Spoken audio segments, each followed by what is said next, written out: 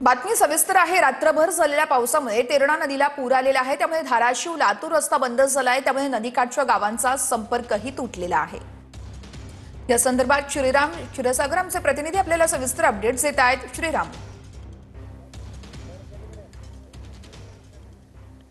वृषाली, आपण जर पाहिलं तर धाराशिव जिल्ह्यामध्ये मागील 2-3 दिवसामध्ये लगातार मुसळधार पाऊस झाल्याने सगळीकडे जिल्ह्यामध्ये पाणी झालेलं आपल्याला पाहायला मिळतंय। महत्त्वाचं म्हणजे तेरणा नदी जी आहे ती महत्त्वाची नदी मानली जाते आणि तेरणा नदीला या 8 दिवसामध्ये अनेक वेळा पूर आलेला आहे। आपण पाहू शकतो, जर आपण समोर पाहिलं तर हा रस्ता जो आहे हा धाराशिव, लातूर आणि कळंब हा असा ह्या 2 शहरांना महत्त्वाचा रस्ता आहे जोडणारा, आणि हा रस्ता पूर्णपणे 3 दिवसापासून आपल्याला बंद असलेला पाहायला मिळतोय।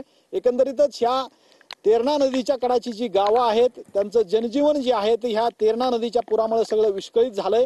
गावामधून लोकांना बाहेर निघता येत नाही अशी परिस्थिती धाराशिवच्या डोकी परिसरामध्ये आहे।